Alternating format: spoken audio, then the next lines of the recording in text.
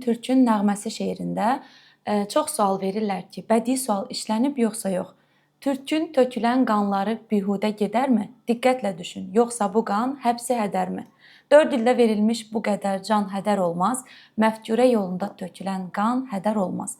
Bu nümunədə deyirlər ki, Ayşə müəllimə, bəs sual verilibdir, ardıca da sualın cavabı verilibdir. Biz niyə bunu bədii sual götürək?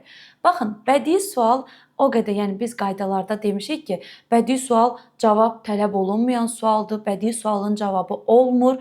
Ona görə də şagird bu tip suallarda cavabı görəndə qarışdırır ki, bəs axı bədii sualın cavabı olmurdu. Bu cavab hardan çıxdı? Diqqətli olun, Türkün nəğməsindəki bu iki misra da Türkün tökülən qanları bihudə gedərmi? Diqqətlə düşün, yoxsa bu qan həbsi hədərmi? İkisi də bədii sualdır. Nəyə görə bədii sualdır?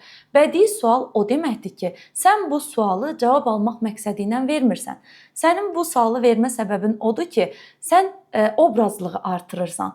Yəni sən demək istəyirsən ki, Türkün tökülən qanları hədər getməyəcək.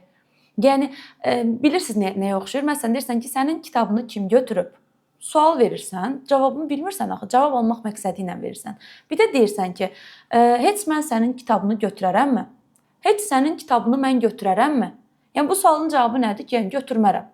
Burada da deyir ki, Türkün tökülən qanları bihudə getməyəcək. Bu qədər qanlarımız hədər olmayacaq. Əslində bu suallar cavabı içərisində olan, yəni sadəcə obrazlıq üçün yaradılmış sual cümlələrdir. Yəni bədii sualdır. Adi qrammatik sual deyil. Bizim onlayn dərslərimizə qoşulmaq istəyirsinizsə 055 597 01 51 nömrəsinə yazıb qeydiyyatdan keçə bilərsiniz. Sağ olun.